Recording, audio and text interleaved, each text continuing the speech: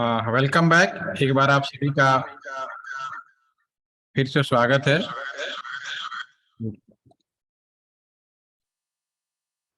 और आज के सेशन में आज हम लोग बात करने वाले हैं जो हमारा टेलीकॉम नेटवर्क है उसके पहले हम बात करेंगे, क्योंकि बहुत सारे लोग रियल नेटवर्क के बारे में अवेयर नहीं होते हैं। वास्तव में नेटवर्क कैसे काम कर रहा है, दो लोग आपस में कैसे बात कर रहे हैं, ये वास्तव में लोगों को अभी जानकारी नहीं है। बुक के हिसाब से, गूगल सर्च के हिसाब से या कोई भी और ऑप्शन जो आपके पास है उसके हिसाब से आप अपना एक्सप्लेनेशन एग्जाम में नंबर पाने के लिए तो बहुत अच्छा कर सकते हैं, इसमें कोई डाउट नहीं है। लेकिन रियल में हमारा जो नेटवर्क है वो कैसे काम कर रहा है, उसको किस तरह से फैलाया गया है, कैसा उसका स्वरूप है, ये बहुत इंपॉर्टेंट है।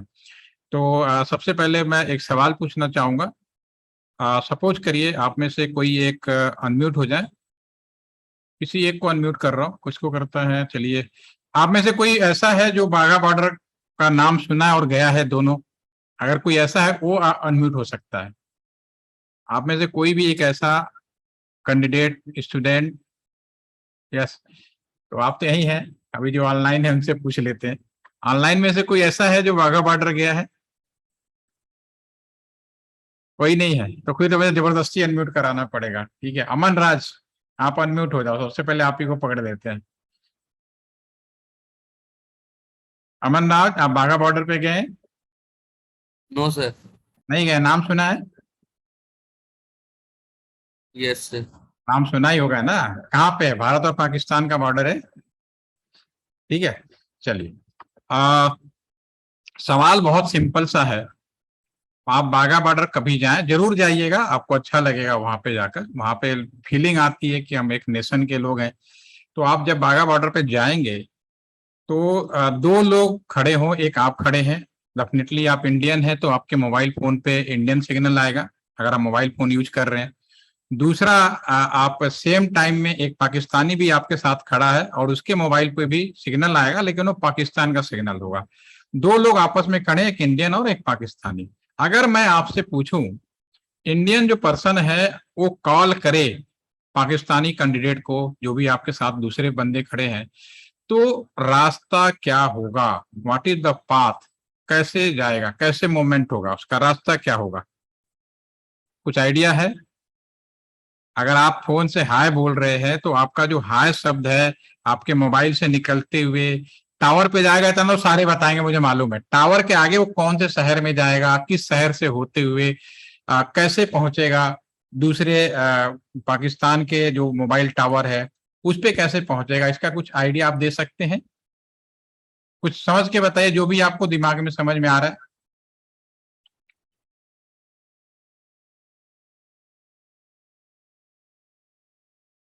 नहीं, कोई आइडिया दे सकता है? एनीवन? भाई जो ऑनलाइन है उन्हीं से बात करेंगे, अभी ऑफलाइन वाले सुनते रहिए। चलिए, क्योंकि रिकॉर्डिंग भी रखना है तो ताकि आप लोग सुन सकें। यानी जो लोग ऑनलाइन है उनमें से किसी को इस बात का प्रॉपर आइडिया नहीं है, इसका मतलब ये है। सर रडार से हो सकता है। रडार? रडार तो छोटी मोटी चीज है भाई। सर सैटेलाइट्स होती है, सर सैटेलाइट से कनेक्ट होते हैं, फिर जाके वापस सिग्नल आता है, बाउंस बैक होता है सैटेलाइट से। चलिए ठीक है, आप लोग की बातें लिख लेता हूँ। चलिए, तभी हम सर रेडियो टावर होता है, पहले उस पे सिग्नल को चेंज किया जाता है डिजिटल सिग्नल पे। उसके बाद वो चेंज वहाँ पे सैटेलाइट भेजते हैं, फिर वो वापस उसमें कई सारे रहते हैं सर, वो सिग्नल को चेंज करता है पहले, उसके बाद। अपूर्व, आप कौन सा शहर से बोल रहे हैं? सर फिलहाल तो मेरठ में हूँ। आप मेरठ से बोल रहे हैं, चलिए कोई बात नहीं। अगर मेरठ से आपको दिल्ली जाना हो, यस सर। ठीक है, तो आपको किस रास्ते से होके जाओगे? एक जनरल आइडिया। सर एक तो मोदी नगर है, वरना यहाँ नया हाईवे भी बना है, कोई बात, एक्सप्रेस हाईवे, तो वहां से भी पकड़ लो। आपने कहा मोदी नगर होके जाएंगे, मोदी नगर जाएंगे, गाजियाबाद जाएंगे, मोहन नगर, दिल्ली, यही तो रास्ता है। Yes yes. हाँ ठीक, यस। तो आपसे मैंने पूछा सिंपली किस रास्ते से, बहुत आसानी से आपने बता दिया। अब इसके लिए आपके पास ऑप्शन हो सकता है, बाया रोड से जा सकते हैं, बाया ट्रेन से जा सकते हैं, बाया हवाई जहाज से जा सकते हैं। साधन एक अलग चीज होगी, दोनों का डिफरेंस समझिए। जब डिफरेंस समझेंगे पूरा कम्युनिकेशन एक झटके में समझ जाएंगे आप। आपसे मैंने पूछा कि आप वो आपने कहा मैं मेरठ का रहने वाला हूँ, मैंने पूछा मेरठ से दिल्ली जाना है, तो आपने कहा भाई मोदी नगर जा सकते हैं, और भी ऑप्शन हो सकते हैं, नया हाईवे बना जो भी, लेकिन रास्ता जो होगा बाया मोदी नगर, गाजियाबाद, मोहन नगर, यही तो होगा।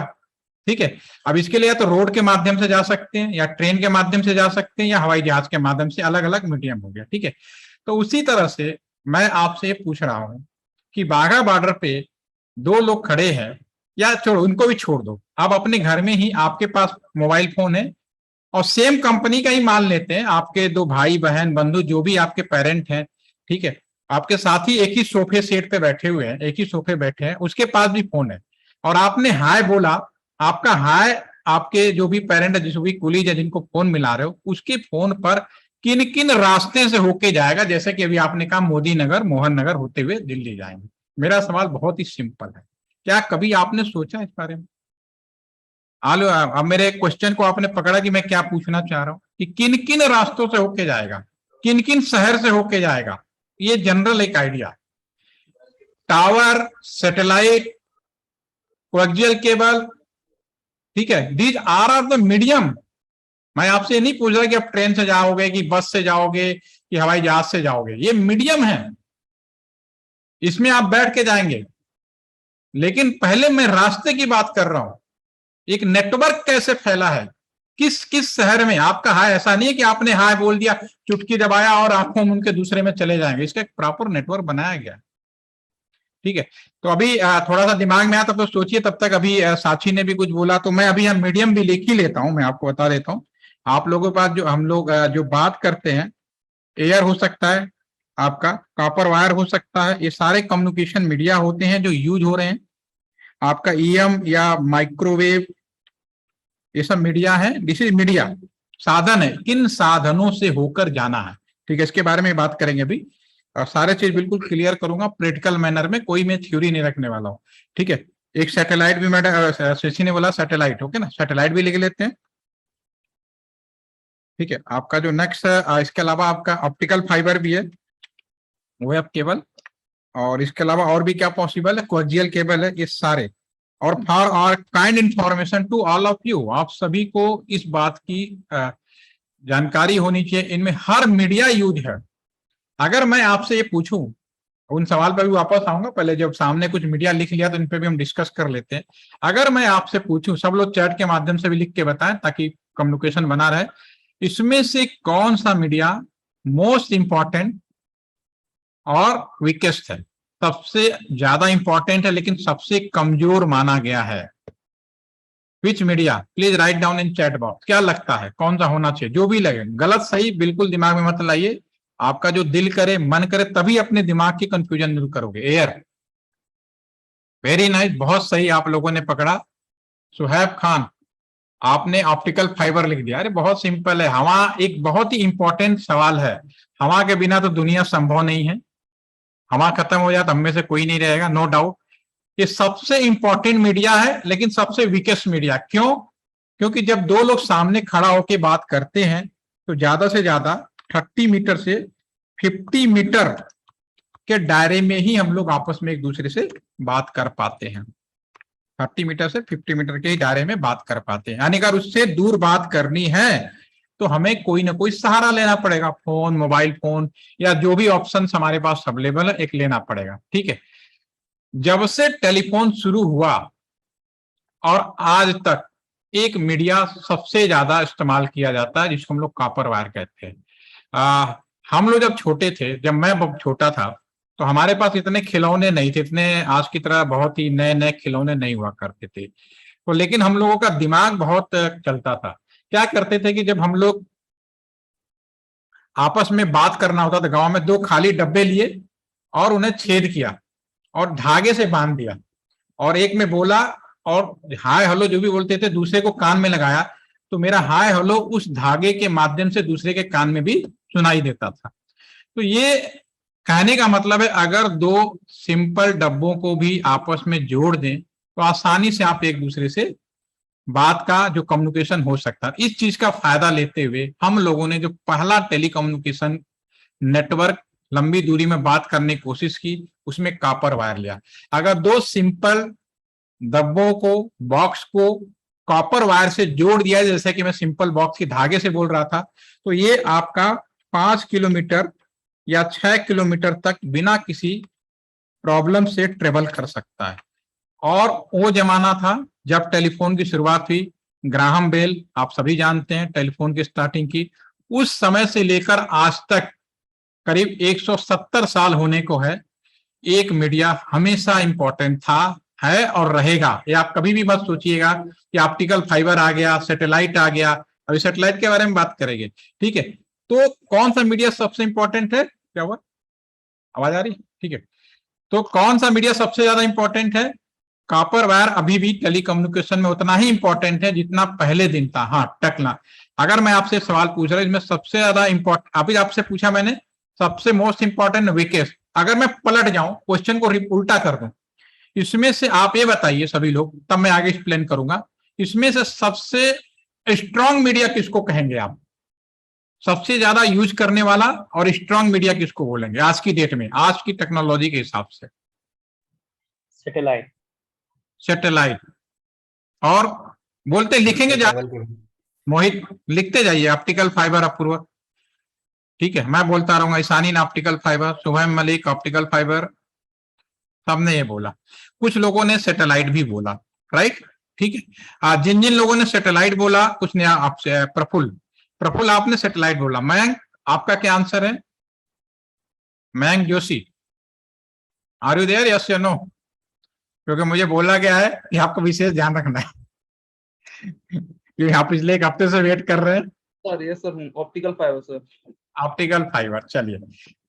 जिन लोगों ने, प्रफुल्ल आपने बोला सैटेलाइट, ज्यादातर ऑप्टिकल फाइबर बोल रहे हैं, इट्स ओके, अभी हम इसके बारे में बात करें। जिन्होंने सैटेलाइट बोला मैं उनसे पहले बात करना चाहूंगा। यस प्रफुल्ल, आपने सैटेलाइट बोला, अनम्यूट हो सकते हैं। साक्षी आपने भी सैटेलाइट बोला, आप अनम्यूट हो जाइए। Yes sir. आपके घर में क्या? Yes sir. ठीक है, दोनों लोग। आपके घर में क्या आप डिश टीवी यूज करते हैं? Yes sir. आंधी बारिश तूफान आता है तो क्या होता है? सर सिग्नल में फ्लक्चुएशन होता है। बंद हो जाते हैं? हाँ। क्या आपके उस दौरान व्हाट्सएप फेसबुक बंद होता है क्या? No sir. तो कैसे पॉसिबल है कि सैटेलाइट कम्युनिकेशन को अच्छा बोला जाए? सर जैसे कम्युनिकेशन में डिफरेंस, जैसे अभी कॉलिंग का है तो फिर हम जैसे सैटेलाइट को ले सकते हैं, और जैसे ट्रांसमिशन अगर कोई दो डिवाइसेस के बीच में होगा तो फिर उसमें ऑप्टिकल केबल्स यूज किया जाता है, तो फिर आप जब इस सेशन को जब खत्म होगा ना, सारी चीजें आपको यस सर। समझ में आ जाएगी, ठीक है। Okay sir. ठीक है, अभी आपने जो बोला उस हिसाब से, जो मैंने बहुत ही प्रैक्टिकल तरीके से बोला कि सैटेलाइट ये बात सही है कि 3 सैटेलाइट से पूरी दुनिया कंट्रोल किया जा सकता है, नो डाउट, ठीक है ना। 3 सैटेलाइट से मैं पूरी दुनिया को कंट्रोल कर सकता हूं, लेकिन सैटेलाइट कम्युनिकेशन को अच्छा नहीं बोला जाता। उसका कारण, सबसे बड़ा कारण यह है नेचुरल इंटरफेरेंस। इंडिया के अंदर ही आप कश्मीर में चले जाइए, साल भर कुछ ना कुछ ठंडा रहता है वहां पे, जब सर्दियां होती तो बहुत ज्यादा बर्फ भी गिर जाती है। अभी आसाम चले जाइए, इतने बाढ़ आएंगे आप परेशान हो जाएंगे बारिश में। उत्तराखंड चले जाइए, बारिश, बादल ही फटते रहते हैं, क्लाउड ब्लस्ट होता रहता है। राजस्थान चले जाइए, बारिश के लिए एक बूंद पानी नहीं मिलता है। साउथ में चले जाए, पूरे साल भर गर्मी रहती है। केरला में चले जाए, इतनी गर्मी मिलेगी पूछिए मत आपको, ठीक है। इंडिया के हर लोकेशन में अलग अलग है, तो इंडिया में ही सैटेलाइट कम्युनिकेशन सक्सेस नहीं हो सकता, ठीक है, पहली। दूसरा ड्रॉबैक, पहला तो नेचुरल, मान लो हमने एक सैटेलाइट हमने बना भी दिया, आप एएलटी सेंटर के कैंपस के अंदर ही एक सैटेलाइट बना है जिसका नाम है इनमारसेट, इनमार गेटवे। बीएसएनएल ने सन 2016 में एक सैटेलाइट लॉन्च किया जिसका नाम है इनमारसेट। इसका इंटरनेशनल गेटवे एएलटी सेंटर, जहां से मैं ट्रेनिंग ले रहा हूं, इसी कैंपस में पीछे के साइड में लगा हुआ है, ठीक है। इस सैटेलाइट का पहला फायदा तो ये है कि आंधी बारिश तूफान में काम करता रहता है, ये नेचुरल इंटरफेरेंस नहीं होता। दूसरा ड्रॉबैक, ठीक है, ये अभी है, लेकिन चलो अगर हमने इस समस्या से भी क्या कहते हैं निवारण पा लिया, उसके बाद भी हम सैटेलाइट यूज नहीं कर रहे। कारण, दूसरा कारण, एक सैटेलाइट बनाने में कितना भी फास्ट कर लें, अच्छा कम्युनिकेशन सैटेलाइट बना लें, 5 साल, 10 साल, 12 साल। अभी जो लेटेस्ट एक सैटेलाइट हम लोग बनाया था चंद्रयान 2, याद है सभी को? चंद्रयान 2 हमने बनाने में पहली बार 8 साल लगाए, ठीक है। और उसके बाद बनाने के बाद क्या हुआ, लॉन्च हुआ, लास्ट मोमेंट पे खराब हो गया, यूज नहीं कर पाए, पूरी मेहनत फेल हो गई। ठीक है, तो सैटेलाइट बनाने में बहुत ज्यादा खर्चा आता है, समय बहुत ज्यादा लगता है। हालांकि अब इंडिया में 1 साल के अंदर भी सैटेलाइट बनाने शुरू कर दिए हैं, लेकिन अभी उस लेवल तक हम अभी नहीं पहुंचे हैं, बहुत सारी कंट्री नहीं पहुंचे। हो सकता है कि भविष्य सैटेलाइट का हो, लेकिन अभी जो कमियां हैं जिसकी वजह से सैटेलाइट को अच्छा कम्युनिकेशन नहीं माना जाता, वो मैं बता रहा हूं। तीसरा पॉइंट, मान लो साक्षी आपकी नौकरी लग जाए इसरो में या कहीं सैटेलाइट कम्युनिकेशन या हमारे इनमारसेट एलटी कैंपस के अंदर, जी सैटेलाइट सर। अगर कोई खराबी हो जाए तो क्या मैं आपको ऊपर भेज के ठीक करा सकता हूँ क्या? नो सर, उसके लिए अलग एक्सपर्ट्स होते हैं। ऊपर ही रह जाओगे। Yes sir. तो देखिए, हमेशा याद रखिए, हम किताबों में क्या पढ़ते हैं, क्या सोचते हैं, एक अलग मैटर है, प्रैक्टिकली कितना पॉसिबल ये हमें बहुत देखना पड़ता है। एक तो आपको समझ में आ गया कि नेचुरल अभी तक जो भी सैटेलाइट यूज हो रहे हैं उसमें नेचुरल इंटरफेरेंस का सबसे बड़ा हस्तक्षेप है। ठीक है ना, किसी कंट्री में प्रॉपर, इंडिया तो मल्टी है अपने आप में, हर जगह हर तरह की चीज मिल जाएगी आपको। ठीक है, तो वो प्रॉपर हर जगह कम्युनिकेट नहीं करा सकता। दूसरा, बनाने में बहुत ज्यादा खर्चा करने में बहुत ज्यादा समय लगता है। तीसरा, कोई प्रॉब्लम आ जाए तो आप उसको वो नहीं कर पाएंगे। तो इन सब चीजों को ध्यान करते हुए सैटेलाइट कम्युनिकेशन का हम लोग उतना इस्तेमाल अभी नहीं करते, लेकिन बहुत सारे ऐसे लोकेशन हैं जहां पे हम ऑप्टिकल फाइबर यूज नहीं कर सकते। दुनिया का सारा कम्युनिकेशन ऑप्टिकल फाइबर पे होता है, इवन आपके घर में भी ऑप्टिकल फाइबर पहुंचाया जा रहा है आज के हिसाब से। आप ये कह सकते हो आज की टेक्नोलॉजी के हिसाब से, मैं वर्ड बोल रहा हूं, आप जब भी आंसर दें, क्योंकि अब आपने मेरा सेशन अटेंड कर लिया, तो आपका आंसर में थोड़ा सा वो होना चाहिए, लचीलापन होना चाहिए और एक्यूरेटली होना चाहिए। क्या होना चाहिए? आज की जो टेक्नोलॉजी अवेलेबल है उसके हिसाब से no doubt optical fibre communication best media है फिलहाल, लेकिन समय बदल गया है। अब आप सब लोग क्या चाहते हो? हाई स्पीड इंटरनेट चाहते हो, हाई स्पीड इंटरनेट चाहते हो। अब आपकी जानकारी के लिए बता दूं, यमुना एक्सप्रेसवे, बहुत सारे लोग कह रहे हैं कि मैं इसी साइड का हूं, तो यमुना एक्सप्रेसवे का नाम जरूर सबने सुना होगा, ताज एक्सप्रेसवे, नोएडा से आगरा के लिए बनाया गया है। ठीक है, जब ये बनाया गया था तो इसमें एक बात कही गई थी कि इसमें कोई भी कार 200 किलोमीटर पर आवर की स्पीड से दौड़ सकता है, नो प्रॉब्लम। लोगों ने दौड़ानी शुरू की, हुआ क्या? एक्सीडेंट, टायर फटने लगे। फिर आप जाओगे तो वहां लिखा होगा बस इससे ज्यादा नहीं चल सकता, कार 100 से ऊपर मत ले जाइए, क्योंकि रास्ता तो है हमारे पास, लेकिन जो मेरे पास साधन है, जो कार है, बस है, ट्रक है, जो व्हीकल है, उनके जो पहिया है, जो उनके इंजन है, वह इस लायक नहीं है कि वो 200 किलोमीटर को पर आवर की स्पीड को अचीव कर सके। ठीक है, उसी तरह से ऑप्टिकल फाइबर में जितना चाहे इंटरनेट भेज सकते हैं। अगर कोई आपसे पूछे कि ऑप्टिकल फाइबर में कितना इंटरनेट स्पीड दिया जा सकता है, तो आप कह सकते हो कि इनफाइनाइट स्पीड दे सकते हैं, कोई लिमिट नहीं है। लेकिन मेरे पास कोई ऐसा सिस्टम मौजूद नहीं है कि जो मैं इनफाइनाइट स्पीड से इंटरनेट दे सकूं ऑप्टिकल फाइबर में। ऑप्टिकल फाइबर में एक आम आदमी, मान लो आप ही जाए और कहे कि मुझे इंटरनेट चाहिए, और आपने कहा मेरे को 1 टेराबाइट टीबीपीएस इंटरनेट चाहिए, क्योंकि अब मांगेंगे लोग, अभी तक लोग एमबीपीएस में मांग रहे थे, जीबीपीएस में मिलना शुरू हुआ है, लोग टीबीपीएस में मांगना शुरू करें, तो हमारे पास ऑप्टिकल फाइबर में भी अधिकतम इंटरनेट देने की स्पीड है 400 जीबीपीएस। 400 अभी तक हमारे पास, अभी बीएसएनएल दे सकता है और कोई दूसरा नहीं दे सकता। और बीएसएनएल एक 1000 जीबीपीएस का भी नया सिस्टम लगा, लेकिन प्रैक्टिकली दे नहीं रहा है। ठीक है, 4000 जीबीपीएस, इसका मतलब है 400 से ऊपर जाने के लिए अगर मुझे स्पीड चाहिए तो उस स्पीड में ऑप्टिकल फाइबर नहीं आएगा। उस स्पीड, उस संदर्भ में अगर मैं बात करूं तो कॉपर वायर हमारे काम आता है। तो फिर आप कैसे कह सकते हो कॉपर वायर आउटडेटेड हो गया और खत्म हो गया? हाँ, अभी तक हमारे पास जो टेक्नोलॉजी है वो ऑप्टिकल फाइबर के सपोर्ट में ज्यादा है, इसलिए हम ऑप्टिकल फाइबर रखें। लेकिन बहुत ही जल्दी ही आपका जो कॉपर वायर का एक और टेक्नोलॉजी है, ठीक है, वो है आपका very high speed digital subscriber line बोलते हैं, उसके अंदर हम लोग 1 टीबीपीएस का इंटरनेट स्पीड दे सकते हैं।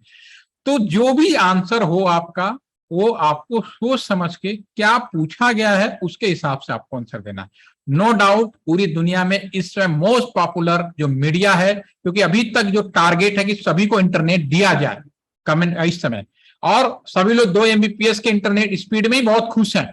ठीक है, लेकिन बहुत ही जल्दी, क्योंकि देखिए हम लोग जूम में बैठे हैं, एक साथ इतने सारे लोग मेरे सिस्टम को वो कर रहे हैं, इंटरेक्ट हो रहे हैं, तो डेफिनेटली मुझे तो जीबीपीएस का इंटरनेट चाहिए, तभी आप मुझसे प्रॉपर मेरी आवाज को बिना रुके सुन सके। ठीक है, आपका हो सकता है आप सिंगल हो, बट मेरे सिस्टम पे इतने सारे लोग, मैं अपने कंप्यूटर से तो बोल रहा हूँ, इससे निकलेगा ना डाटा, उन्हीं ऑप्टिकल फाइबर जाएगा ना। तो मेरे जो सिस्टम, मुझे कम से कम कुछ नहीं तो मुझे 1 जीबीपीएस का इंटरनेट चाहिए, तभी मैं एक बोलूं, मैं एक वर्ड, और जितने लोग एक साथ 100, 1000, 500 लोग इंटरनेट कर पाए। ठीक है, तो ये पहली चीज तो ये होगी। अब इसमें सारी चीज और सारे मीडिया यूज होते हैं, आप कोई मीडिया नहीं कर सकते। माइक्रोवेव और इलेक्ट्रोमैकेनिक, भाई आप आपका मोबाइल जो फोन है नियर बाई टावर से कनेक्ट होता है, वो कैसे कनेक्ट होता है? माइक्रोवेव। और माइक्रोवेव में जो आपका ये 1 किलोमीटर, 1 किलोमीटर में होता है 1, 2, 3, 5, 10 और 15 किलोमीटर तक अलग अलग टावर हैं, अलग अलग टेक्नोलॉजी यूज करके इतना डिस्टेंस कवर कर सकते हो। सैटेलाइट के बारे में बता दिया कि 3 सैटेलाइट पूरी दुनिया कंट्रोल कर सकते हैं, लेकिन अभी सैटेलाइट में यूज करने के लिए हम लोग उस लेवल पर नहीं पहुंचे हैं, अभी काम चल रहा है। उम्मीद है कि दिसंबर, इसी साल के दिसंबर में हम लोग पहला सैटेलाइट कम्युनिकेशन देने की शुरुआत करेंगे, तब आप ये भूल जाओगे 4G 5G सब ये सब गुजरे जमाने की बात हो जाएगी। फिलहाल अभी जब नहीं है तो अभी बात नहीं। ऑप्टिकल फाइबर में जितनी दूरी चाहो ले जा सकते हो, जितना चाहो इंटरनेट स्पीड ले सकते हो, कोई दिक्कत नहीं। कोएक्सियल भी एक इंपॉर्टेंट मीडिया है, क्योंकि बहुत जगह हम लोग ऑप्टिकल फाइबर भी नहीं डाल सकते, कोएक्सियल यूज करते रहते हैं। तो ये हमारा 40 किलोमीटर से 60 किलोमीटर तक इस्तेमाल होता है। लेकिन ओवरऑल देखा जाए तो 96% जो हमारा मीडिया कम्युनिकेशन में यूज किया जा रहा है वो आपका ऑप्टिकल फाइबर है। ये लॉन्ग डिस्टेंस पे और लोकल लेवल पे आपका कॉपर वायर या फिर नियर बाई टावर से आप कनेक्ट हो रहे हैं।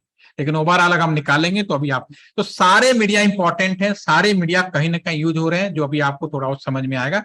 तो हम आते हैं अपने वापस उसी सवाल पे जहां पे हम लोगों ने शुरू किया था कि बाघा बॉर्डर पे खड़े हो या अपने घर में बैठे हो तो एक दूसरे से कम्युनिकेशन कैसे करें। तो आप एक सीधा सिद्धांत समझ लीजिए, कोई चीज समझनी है, जानना है, तो आप वहां पहुंच जाओ जहां से हम लोगों ने शुरुआत किया था कम्युनिकेशन की। ठीक है, तो मैं इसमें एक पीपीटी की मदद लूंगा ताकि आपको और जल्दी समझ में आए। तो मैं स्क्रीन शेयर करता हूं। यस, ठीक है, ये मैं जो भी यहाँ बताऊंगा ये किसी बुक्स में नहीं, ये रियल जो इस्तेमाल कर रहा हूं उसके आधार पे मैं आपको एक्सपीरियंस शेयर कर रहा हूं। और ध्यान सुनेंगे, इसके समझने के बाद आपके दिमाग के बहुत सारे कंफ्यूजन है वो दूर हो जाएंगे, उम्मीद है। ठीक है, टेलीकॉम क्या होता है इसके बारे में मुझे कहने की जरूरत नहीं है। अब मैं शुरू करता हूं।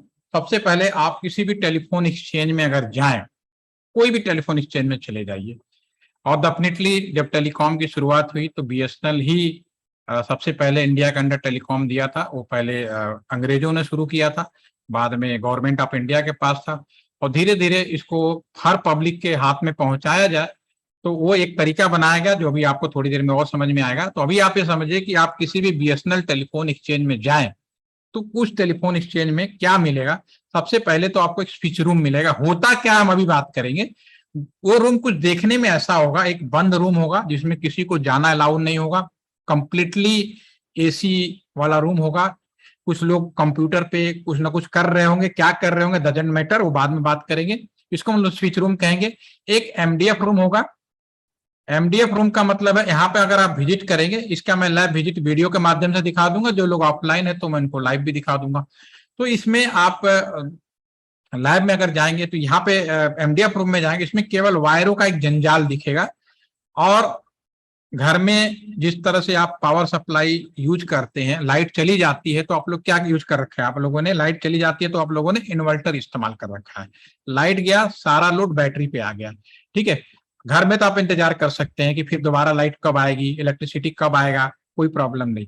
लेकिन अगर आप ऑर्गेनाइजेशन में हैं और 24 घंटे ऑर्गेनाइजेशन में पावर सप्लाई चाहिए, तो जो घर में व्यवस्था वही ऑर्गेनाइजेशन में होता है।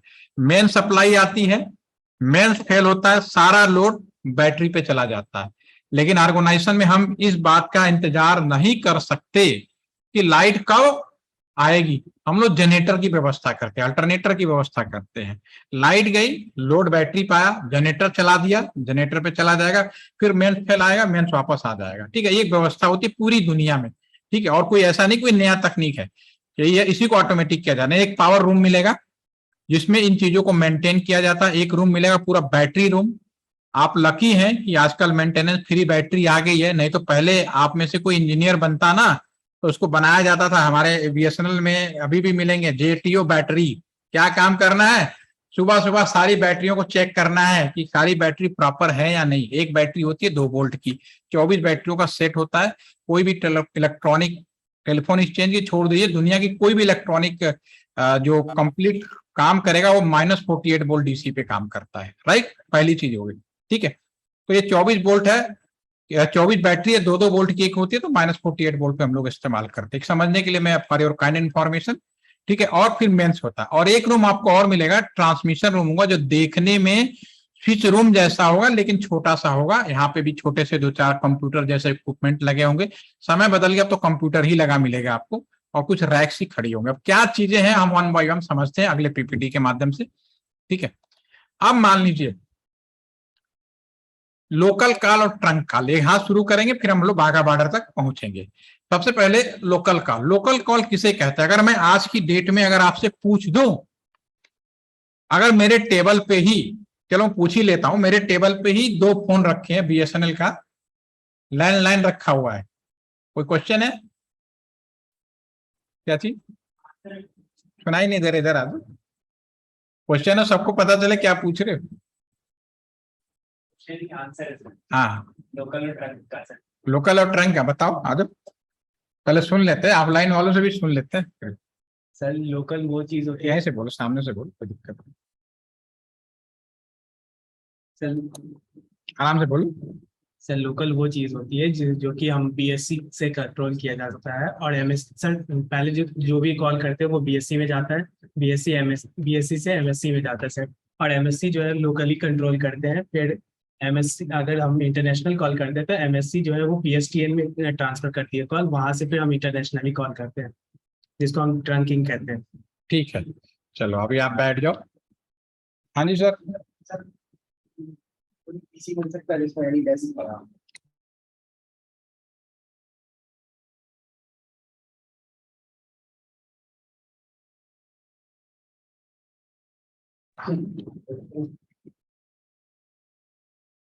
आप इधर वाली कर लीजिए ऑन, ये वाली ऑन है ना, राइट साइड वाली ऑन है, हाँ उस पे इंटरनेट है, you can do it. Okay, आपने भी जो बताया ठीक है, अभी हम बात करेंगे। अभी मैं टेक्निकली नहीं जाना चाहता, ये बीएससी एमएससी भूल जाओ। अभी तो मैं सिंपल लोकल कॉल के बारे में बात करना चाहूंगा, जब हमने लोकल कॉल शुरू किया था, राइट, ठीक है। फिर आप बीएससी एमएससी सारे चीज समझ पाओगे कि मोबाइल लैंडलाइन सब एक ही चीज है, ठीक है। ऐसा नहीं है कि नाम बदल देने से, जैसे कि मैं अभी पढ़ा रहा हूँ तो ट्रेनर कहलाने लगा, मैं अगर पढ़ाई करने लगूँ तो मैं भी स्टूडेंट कहलाऊंगा, ठीक है। मैं अगर गाजियाबाद में मुझे मजिस्ट्रेट का चार्ज दे दिया, 2019 में मैंने मजिस्ट्रेट भी काम किया मैंने, ठीक है, तो मैं मजिस्ट्रेट हूं तो इंसानी ना, ठीक है। तो ये बीएससी एमएससी नाम देने से चीजें नहीं बदलती हैं, ठीक है। तो अभी आपने जो बताया वो टेक्निकली दैट इज ओके, ठीक है, लेकिन इसको और ज्यादा एक्सप्लेन कर रहा हूँ बाकी सभी के सामने, ठीक है। तो अगेन इन्होंने जो बताया उसको मैं एक बार और रिपीट करूंगा, लेकिन पहले मैं लोकल कॉल और ट्रंक कॉल के बारे में अगर मैं बात करूं, तो अभी आप ये समझिए कि मैं इसी टेबल पे बैठा हूं, अगर यहाँ पे ही मैं 2 लैंडलाइन बीएसएनएल का ही रख लूं, अगर मैं सवाल कर दूं कि क्या मैं अपने ही बीएसएनएल के लैंडलाइन से ही अपने ही दूसरे नंबर पे कॉल करूं, क्या ये लोकल कॉल है, यस या नो, ठीक है। बाय डिफॉल्ट आप लोग क्या आंसर देना चाहेंगे चैट में बताइए।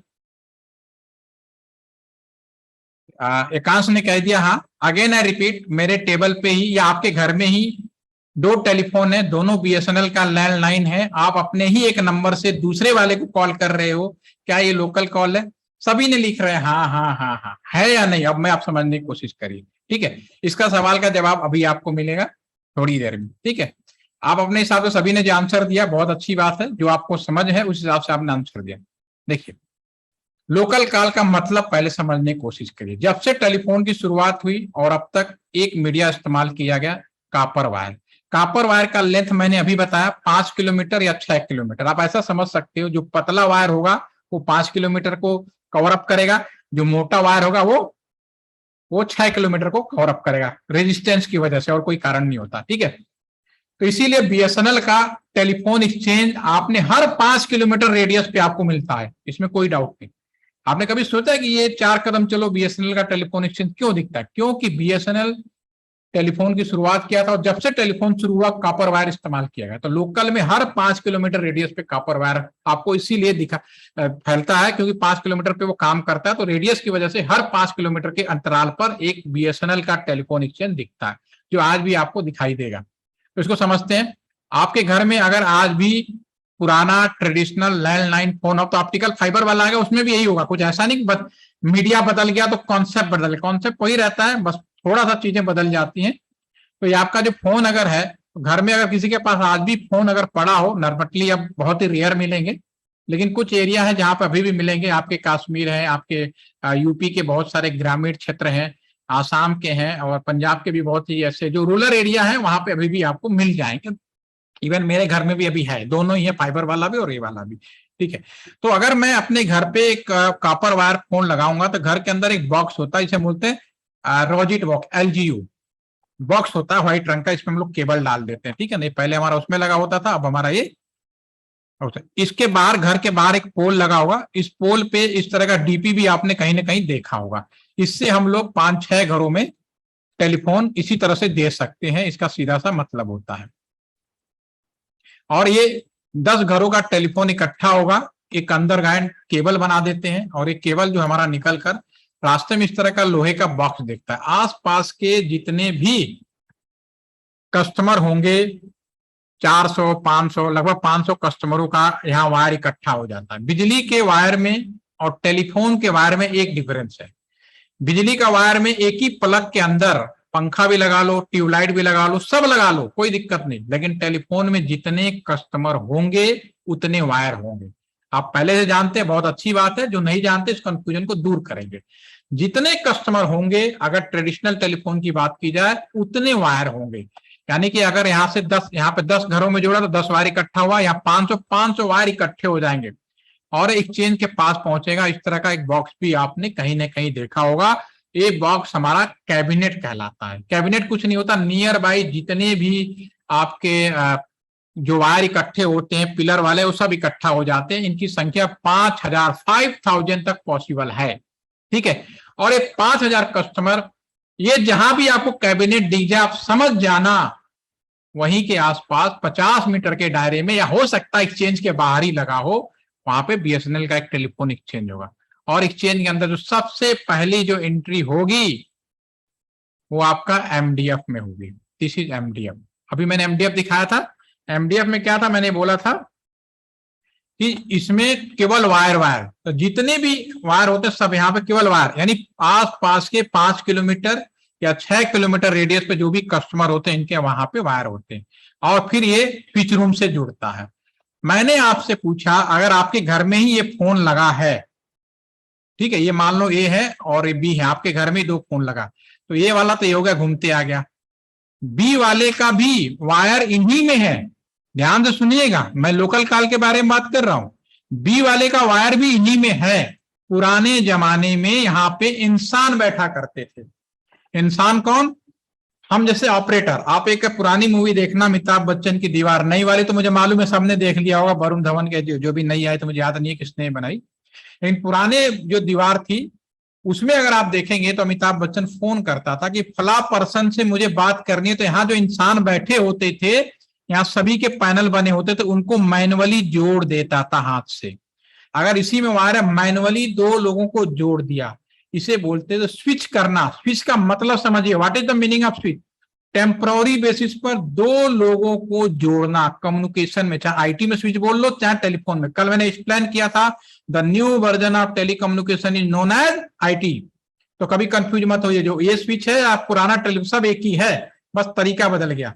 तो यहाँ पे इंसान आपस में जोड़ देते थे। This is the local call, again I repeat. और ये पहले इंसानों के द्वारा, फिर इलेक्ट्रोमैकेनिकल स्विच आया जिसमें 2 तरह के है, क्रॉस बार और स्टाउजर बार। आप नए जमाने के स्टूडेंट हैं तो आपके सिलेबस में नहीं है, लेकिन हम लोग जब इंजीनियरिंग करते थे तो बाकायदा इनका पूरा एक सेमेस्टर होता था, इस तरह से आपको पढ़ाई जाती थी, ठीक है। लेकिन आपको जानकारी जरूर होनी चाहिए कि कैसी व्यवस्था होती थी, ठीक है। उसके बाद इलेक्ट्रॉनिक स्विच, अभी यहाँ पे जो देख रहे हैं ये इलेक्ट्रॉनिक स्विच है, और यही स्विच बदल कर आज की डेट में आईपी स्विच हो गई है। क्या हो गया? IP switch. व्यवस्थाएं वही है, सिर्फ टेक्नोलॉजी बदल रही थी 2 लोगों को जोड़ने का। इंसानों के द्वारा तब ऑपरेटर होते थे, टेलीफोन ऑपरेटर। इलेक्ट्रोमैकेनिकल 2 तरह के बने, क्रॉस बार और स्टाउजर बार। फिर इलेक्ट्रॉनिक्स, इलेक्ट्रॉनिक में बहुत स्विच है, E10B, OCB, बहुत सारे नाम है, अगर आप जाएंगे तो, लेकिन इन नामों का कोई मतलब नहीं है आज के जमाने में। आज के जमाने में सिर्फ एक word IP switch, internet protocol switch हो गया। काम वही है, क्या लोकल मशीनें जब जोड़ती थी, इंसान जोड़ते तो दिखाई देता था, मशीनें अपने आप जोड़ते में दिखाई नहीं, लेकिन काम वही कर रहा है। तो ये आपका लोकल कॉल कहलाएगा, this is the local call. और फिर ये क्या होगा, same MDF, pillar, cabinet sub होते हुए दिस लोकल कॉल। तो मैंने आपसे पूछा कि मेरे टेबल पे 2 लैंडलाइन रखा है, एक लैंडलाइन से दूसरे लैंडलाइन से करूं, क्या ये लोकल कॉल है? अभी मैंने जो बताया उसके हिसाब से लोकल कॉल तभी होगा अगर मेरे दोनों टेलीफोन के वायर इसी MDF में हो। अब मैं LT सेंटर के बारे में बात कर लेता हूं। LT सेंटर ऐसी लोकेशन पे है, नियर बाई संजय नगर है करीब 1.5 किलोमीटर पे, और 2 किलोमीटर पे राजनगर है। LT सेंटर के अंदर जो टेलीफोन एक्सचेंज लगा है, जो वायर, उसकी वायरों की संख्या 500 है। और किसी जमाने में इसी LT सेंटर में 1000 से ज्यादा लोग काम करते थे। जब यहाँ 500 वायर लगे और 1000 लोग हैं, हर एक के टेबल पे 2-2 टेलीफोन, ये कैसे संभव हुआ? वायर तो 500 ही है। तो उसके लिए हमने कुछ नहीं किया। जो near by Sanjay Nagar exchange है और नियर नगर राजनगर एक्सचेंज है, हो सकता है कि मेरा दूसरा टेलीफोन भले मेरे टेबल पे रखा हो, लेकिन सब 1 किलोमीटर, उसका जो वायर है या तो संजय नगर या राजनगर से आया हो। जब टेलीफोन एक्सचेंज बदलेगा, टेक्निकली लोकल नहीं होगा। Again I repeat, if telephone switch बदल गया, एक्सचेंज बदल गया, टेक्निकली लोकल नहीं होगा। कहने का मतलब है, अगर आप ये कहते हो all India local, all India local का मतलब पैसे में लोकल होना एक अलग मैटर है। दिल्ली से मुंबई 1300 किलोमीटर है, चाहे ऐसी मशीन बना लो कि मशीन के अंदर जाते ही स्विच दबाते ही आप मुंबई पहुंच जाओ, तो आप ये मत कहना कि मैं लोकल आ गया। आप पैसे में लोकल आ गए, लोकल जैसी सुविधाएं मिल गई, बट दिल्ली और मुंबई के जो डिस्टेंस है 1300 किलोमीटर, 1300 किलोमीटर, वो रहेगा, वो बदलेगा नहीं, उसे कभी भी लोकल नहीं कर सकते। तो technically this are not local. Local तभी होगा जब सेम स्विच होगा। पहली क्या, अगर स्विच बदल जाए, वो क्या व्यवस्था है? मान लीजिए गाजियाबाद में ही मैं फोन कर रहा हूं, या जो मैंने अभी एग्जाम्पल दिया वही एग्जाम्पल हो जाए, या फिर शहर का ही दूसरा हो, वो क्या व्यवस्था की गई है? तो देखो बहुत सिंपल है, यहां तक तो कोई डाउट नहीं, आपका स्विच रूम तक तो आएगा ही, ठीक है। अब ये मान लो मिस्टर ए है, ए और इन्होंने बी को मिला, लेकिन जो बी का वायर इसमें नहीं है, इस MDF में नहीं है, लेकिन शहर के ही दूसरे MDF में है, तो फिर क्या व्यवस्था की गई? हर शहर के अंदर एक मेन टेलीफोन एक्सचेंज लगाया गया। आप अपने पेरेंट्स से पूछना, मुझे जब नौकरी लगी थी, मैं रिक्शे से उतरा और मैंने सिर्फ रिक्शे वाले को इतना बोला कि मुझे मेन टेलीफोन एक्सचेंज जाना है, उसने दौड़ के मुझे पहुंचा दिया मेन टेलीफोन एक्सचेंज कहाँ है। जैसे कि आप शहर में उतरते हो ना, बस स्टैंड जाना है, रेलवे स्टेशन जाना है, उसी तरह से मेन टेलीफोन एक्सचेंज हर एक आदमी को पता होता था कि where is the main telephone exchange, ठीक है ना। और फटाफट आदमी दौड़ के वहां पे चला। अब समय बदल गया, अब इसकी जरूरत नहीं, क्योंकि हमारे पास ऑप्टिकल फाइबर के आने की वजह से शहर में जो 5 किलोमीटर का जो जाल बिछा था वो खत्म सा हो गया है, ठीक है। 5, तो उस केस में क्या था वो भी आप जान लीजिए। ये जो मेरा टेलीफोन एक्सचेंज था, ये मेन टेलीफोन एक्सचेंज से जुड़े होते थे। और कैसे जुड़े होते थे? ऑप्टिकल फाइबर से। और 1986 से ये ऑप्टिकल फाइबर से मेन टेलीफोन एक्सचेंज में जोड़ देते थे। 1986, ऑप्टिकल फाइबर कोई नई टेक्नोलॉजी नहीं है, आप कंफ्यूजन कभी नहीं। 1986 समझ लीजिए कितने, आप लोग तो सब ज्यादातर 2000 बाद के बॉर्न हैं, ठीक है। तो ये ऑप्टिकल फाइबर से यहां तक यहाँ जोड़, और ये भी स्विच पुराने जमाने के हिसाब से सोचोगे तो पहले भी सेम व्यवस्था थी, यहाँ इंसान बैठते थे, यहाँ भी इंसान बैठते थे।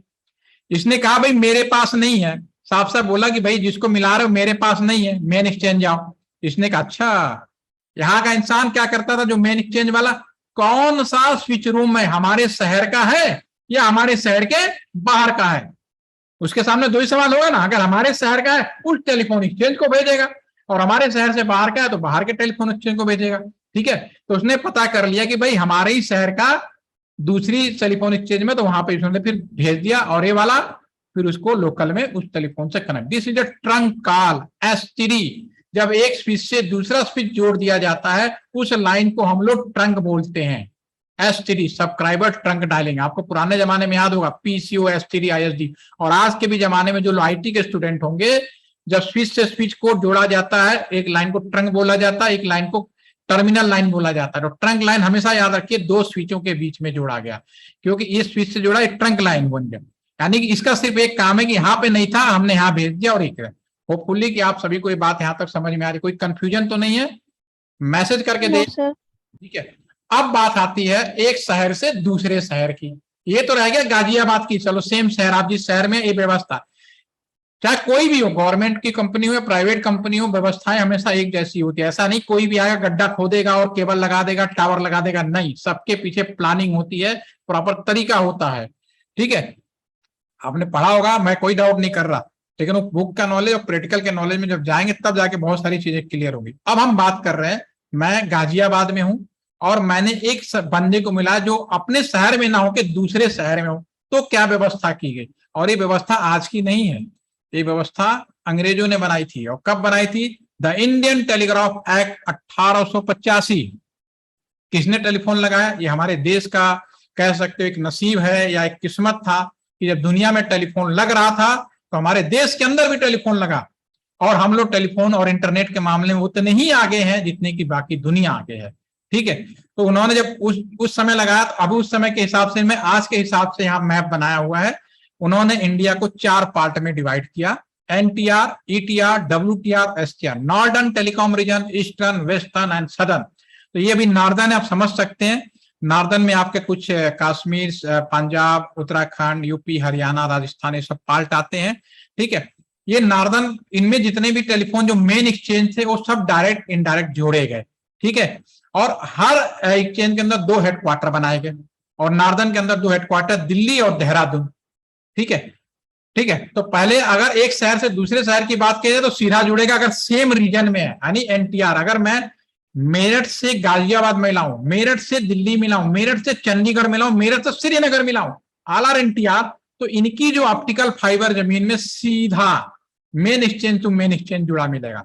लेकिन अगर मैं रीजन चेंज करूं, यानी एनटीआर अगर मैं मुंबई मिला दूं, आसाम मिला दूं, तो फिर ये हेडक्वार्टर को जाएगा, या तो दिल्ली जाएगा या देहरादून जाएगा। 2 चीजें आपको माइंड में रखनी है। अगेन आई रिपीट, अगर आप सेम रीजन में हैं, जैसे कि एग्जांपल लिया, मैं गाजियाबाद में हूं, गाजियाबाद नॉर्दर्न इंडिया में पड़ता है, श्रीनगर नॉर्दर्न इंडिया में पड़ता है, अमृतसर नॉर्दर्न इंडिया में पड़ता है, तो यहां से ये डायरेक्ट ऑप्टिकल फाइबर जमीन में पिलेगा। और ये ऑप्टिकल फाइबर, एक और सूचना आपको बता दूं, ऑप्टिकल फाइबर एक शहर से दूसरे शहर कोई प्राइवेट कंपनी नहीं डालती है, ना ही परमिशन दी जाती है। पीपीपी मॉडल जरूर फॉलो किया जाता है, पब्लिक प्राइवेट नेट।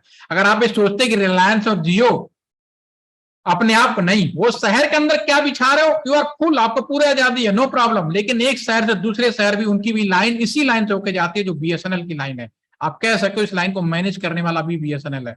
या पूरी line hopefully all are clear, आपको मेरी पॉइंट समझ में आ रहा होगा, ठीक है ना। क्योंकि अगर हम ऐसा नहीं करेंगे तो भैया एक आदमी राजा बन जाएगा और पूरे देश को कंट्रोल करेगा। फिर वही, क्या मोदी साहब, क्या योगी साहब, क्या हम और कभी आप, सब एक जैसे हो जाएंगे, ठीक है। इसलिए क्योंकि ये एक डेमोक्रेटिक कंट्री है तो सभी को बराबर चांसेज होना चाहिए, कोई भी गलती नहीं होनी चाहिए। तो ये चीजें ध्यान में रखते हुए एक पूरा का प्रॉपर अथॉरिटी बनाई गई है, ठीक है। तो एक शहर से दूसरे शहर का जो अथॉरिटी होती है वो हमेशा गवर्नमेंट ऑफ इंडिया ही रहेगी। और सेकेंड इज दैट कि पीपीपी मॉडल जरूर गवर्नमेंट यूज करती है पैसों की वजह से। पब्लिक प्राइवेट ने कहा कि हाँ ठीक है भाई, यहाँ पैसे की कमी है, आ जाओ भाई, तुम भी आ जाओ, भी रिलायंस एयरटेल, चलो भाई यहाँ केबल डाल लो, थोड़ा सा तुम्हें अथॉरिटी मिल जाएगी यहाँ पे, इससे ज्यादा कुछ नहीं। लेकिन वो कंट्रोल हमेशा गवर्नमेंट के पास रहेगी, ठीक है। तो इसको मैं थोड़ा और आगे एक्सप्लेन कर देता हूँ, सीधा यहाँ पर लाता हूँ, फिर उसके बाद हम लोग बात करेंगे। यस, एक शहर से दूसरे शहर में मैंने मिलाया एमडीएफ से लोकल स्विच, यहाँ का इंसान मशीन का भाई मेरा नहीं, बाहर है, भेज दिया। ये ट्रांसमिशन, ये वाला ऑप्टिकल फाइबर कितना भी बिछाओ, सारे कंपनियों को परमिशन है, शहर के अंदर कोई प्रॉब्लम नहीं, इसको बोलते हैं लोकल ट्रांसमिशन। लेकिन जब हम एक शहर से दूसरे शहर में, जैसे हमारे शहर में डीटेक्स है, वैसे दूसरे शहर में भी मेन एक्सचेंज होगा, इनको एक शहर से दूसरे शहर का जो मेन एक्सचेंज जोड़ने की बात की जाएगी, ये ऑप्टिकल फाइबर आज की डेट में 100% मिलेगा। कहीं कहीं ऐसा एरिया होगा जहां पे टावर टू टावर जोड़ते हैं, कश्मीर का, आसाम का और आपका इधर अंडमान निकोबार का, यहाँ पे कुछ एरिया है जहां पे हम लोग ऑप्टिकल फाइबर नहीं डाल पाए हैं, तो यहाँ पे हम लोग टावर या सैटेलाइट की मदद से मेन एक्सचेंजों को आपस में जोड़ने का प्रयास करते हैं, राइट, ठीक है। तो ये उस शहर के डीटेक्स में गया, इसने कहा अच्छा हमारे शहर का है, वहां शहर का फिर local transmission, local switch disconnect आपको मिल गया ये। तो एक ओवरऑल नेटवर्क। और दूसरी चीज एक और, लैंडलाइन और मोबाइल में कोई भी फर्क नहीं है। अब आपको कैसे, वो मैं बता देता हूं। हुआ ये, अभी आपको ये समझ में आया, इतनी देर में मैंने बताया कि जितने कस्टमर उतने वायर, और भी कॉपर वायर। समय बदला, हर आदमी कहता था मुझे टेलीफोन लगाओ भाई, टेलीफोन लगाओ, टेलीफोन चाहिए। और आपने अपने पिता से जी सुनते होंगे, पेरेंट्स से सुनते होंगे, अरे 6-6 महीने लगता, टेलीफोन ही नहीं लगता था। कैसे लगेगा भाई, कॉपर तो डालना पड़ेगा ना। प्रैक्टिकल तो सच्चाई तो ही है, ठीक है। तो गवर्नमेंट ने कहा भाई ऐसा करते हैं, कुछ ऐसी व्यवस्था लाओ कि केबल डाले बिना काम हो जाए, ठीक है। तो उन्होंने कहा ठीक है भाई, यहां से लेकर घर तक, एमडीएफ से लेकर घर तक जो कॉपर वायर डालना था, इसको चेंज करो। और इन्होंने मोबाइल कम्युनिकेशन लाया, वो भी मैं आपको दिखा देता हूं। यस, उन्होंने कहा ये तो आपकी थी पुरानी व्यवस्था, और नाम बदलने से, जैसा कि अभी वो बता रहे थे कि लोकल और ट्रंक, कोई चीज बदलने से, नाम बदलने से कोई चीज नहीं बदलती, सब कुछ वही होता है, ठीक है। ये आपकी थी। अभी क्या हुआ, नए में हमने एमडीएफ का नाम बीएससी कर दिया। बीएससी कुछ नहीं है, जितने भी टावर है यहां से यहां तक क्या हुआ, आप यहां से टावर में चले गए। ये तो हो गए वायरलेस अपने मोबाइल से। फिर मोबाइल से जो टावर निकलेगा, ये सब ऑप्टिकल फाइबर है, कीप इन द माइंड।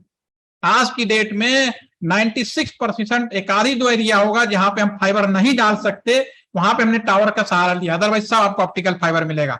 और ये सभी ऑप्टिकल, ये जो टावर है, अब इससे हम 1024 कस्टमर मोबाइल जोड़ सकते हैं, जो अभी तक का मोबाइल व्यवस्था थी अप टू 3.5G। 4G में संख्या बढ़कर 5000 हो गई है, लेकिन है वही चीज। कोई ऐसा नहीं कि आपको जब बेसिक चीज पता हो तो आप हर चीज समझ सकते हैं, राइट, ठीक है। तो फिर इसके बाद क्या हुआ, ये आपका इसका ये सारे बीएससी क्या होता है, जितने भी टावर होते हैं उन्हें इकट्ठा करता है। इनका जो स्विच रूम है एमएससी कहलाने लगा।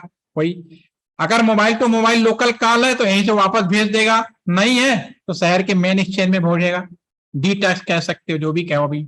और दूसरे शहर में भी इसी तरह, अगर लैंडलाइन से मोबाइल मिला है, चाहे मोबाइल से लैंडलाइन मिला है, व्यवस्था आपकी जो मेन लाइन है, जो यहां से यहां तक जो भी लाइन आप देख रहे हैं एक शहर से, वो सब एक ही है, ऑप्टिकल फाइबर। तो आप एक कभी ये मत सोचना कि मोबाइल कुछ अलग जमाना होगा, नहीं भाई, वही चीज है। सिर्फ आपको इतनी सहूलियत दी गई कि आप नियर बाई टावर से जुड़ जाएं, और टावर के बाद का जो व्यवस्था है, जो लोकल स्विच और आपका जो भी बीएससी एमएससी उस चीज को मैनेज करता है, ठीक है। दूसरे साइड में अगर लैंडलाइन पे भी जाएंगे तो फिर आप इसी तरह से डीटैक्स ही डिसाइड करेगा कि कौन सा स्विच है, लैंडलाइन या मोबाइल। लैंडलाइन का है तो लैंडलाइन पे भेजेगा, मोबाइल का है तो मोबाइल पे भेजेगा। इसमें कोई कंफ्यूजन तो नहीं है किसी को भी, किसी को किसी भी तरह का कोई कंफ्यूजन? अभी मैं आगे बढ़ूं, मैसेज के द्वारा कहिए कि समझ में आया, हाँ या ना। कोई फायदा नहीं है मैं बोलता रहूं और फिर आप लोग कुछ भी करते रहें। आपको फिर मैं एक चीज और दिखाऊंगा, बाघा बॉर्डर। अब हम आएंगे बाघा बॉर्डर पे, राइट, ठीक है। इसके पहले मैं आपको एक वीडियो भी शेयर करना है, तो भी मैं जरा सा, और ग्रुप में रिकॉर्डिंग तो रहेगी, तो इसको मैं शेयर करता, लेकिन पहले शेयर करने से पहले मैं आपको एक वो दिखा देता हूँ। यस, दोबारा से आ जाते हैं एक बार। अच्छी बात है, बहुत सारे लोगों को समझ में आया। पहले मैं पीपीटी पे आता हूँ, फिर पहले एक थोड़ी सी बात अधूरी रह गई है तो पूरा कर लेते हैं, ठीक है। मैंने आपसे पूछा बाघा बॉर्डर की, ठीक है। बाघा बॉर्डर पे दो लोग खड़े हैं, जिसका मेरा शुरुआती क्वेश्चन था, और घर में भी जो था वो आप समझ में आ गया होगा कि दोनों घर में भी अगर कोई दो मोबाइल से भी बात कर रहा हो, चाहे लैंडलाइन से बात कर रहा हो, व्यवस्था तो यही होगी।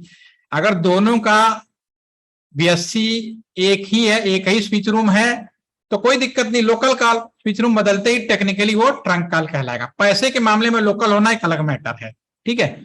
मगर आप सब इंजीनियर हैं, टेक्निकल भाषा के लिए है, तो टेक्निकली कोई चीज क्या हो तो समझने।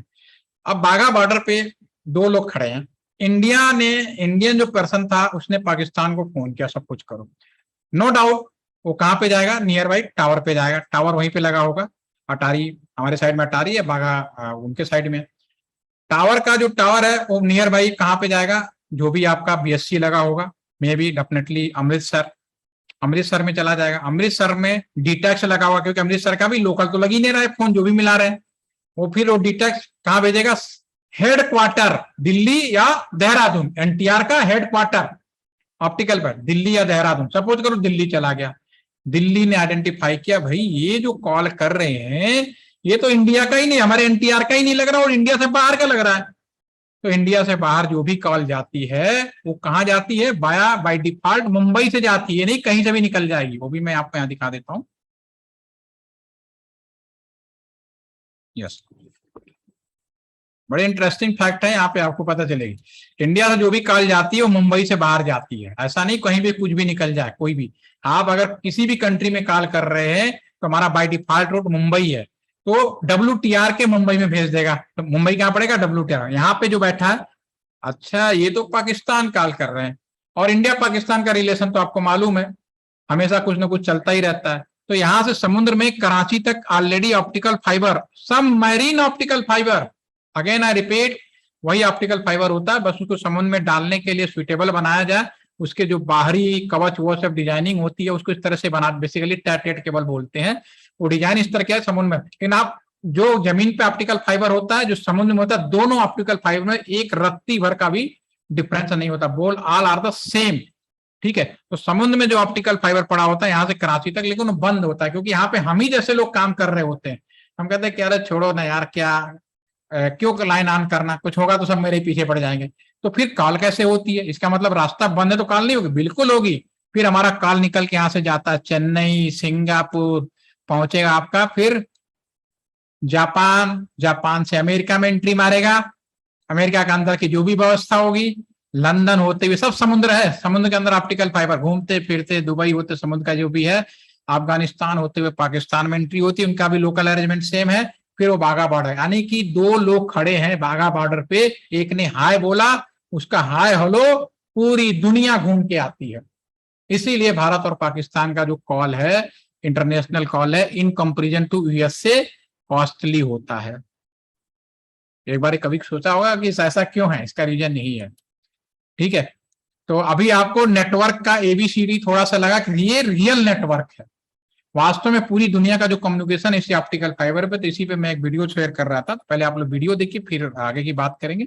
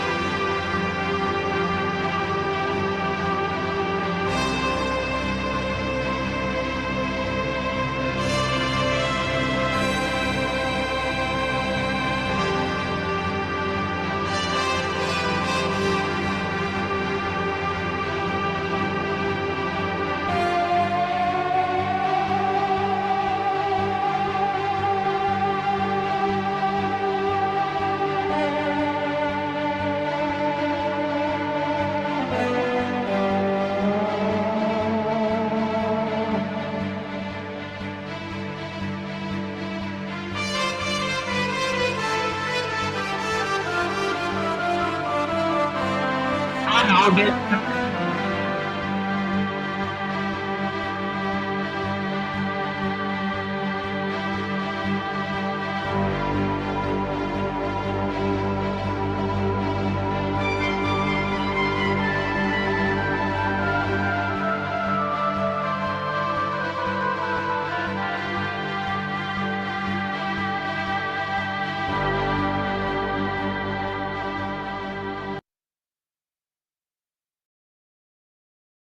ओके, अभी ये 99 लिखा, जो वीडियो थोड़ा पुराना हो गया, लेकिन अभी मेरा जो नया सर्वे था, अभी मैंने एक और एपीटी की ट्रेनिंग में इसको एक्सप्लेन किया था। तो 96% जो अभी जितना कम्युनिकेशन है, क्योंकि अब धीरे धीरे हम लोग सैटेलाइट कम्युनिकेशन पे भी माइग्रेट हो रहे हैं, जैसा कि मैंने इनमारसैट के बारे में भी बात किया, ठीक है। क्योंकि हम केवल, एक कहना बड़ा आसान है, जमीन के अंदर समुद्र में केबल डाल दो, मेंटेन करना कितना आसान मुश्किल है। चाइना अपना अलग लड़ाई लड़ता है, अमेरिका अपनी अलग लड़ाई करता है, ऑस्ट्रेलिया की अपनी अलग है, इंडिया का अलग है। सभी समुद्रों में भी लड़ाइयां चालू हो चुकी हैं, जो आसान नहीं है। इसीलिए हर एक दूसरे को वो मैनेज करने के लिए आपस में अलग अलग संगठन बना हुआ है। ITU दुनिया की सबसे बड़ी टेलीकॉम संगठन है, इंटरनेशनल टेलीकम्युनिकेशन यूनियन, जैसे यूनेस्को होता है। तो उसी के दिशा निर्देशन पे काम हो रहा है। फिर भी दो कंट्री के बीच में कभी ना कभी मनमुटाव तो रहता ही है। फिर भी प्रेशर में सब एक दूसरे की मदद भी करते हैं और एक दूसरे की टांग भी खींचते हैं, सीधी सीधी बात है। तो ओवरऑल मैंने आपको ट्रेडिशनल नेटवर्क के बारे में आज के सेशन में एक्सप्लेन किया, और मन में कोई डाउट हो तो क्वेश्चन, नाउ एकांश ने हाथ उठाया है। एकांश, यस, आप पूछ सकते हैं। सर, आपने बोला कि इंडिया से बाहर लोकली तो रिलायंस, वोडाफोन, एयरटेल जो भी कंट्रोल करती है, बट अगर रीजन या शहर चेंज करना है तो उसको कंट्रोल करने के लिए गवर्नमेंट से होके सिस्टम जाएगा। बिल्कुल।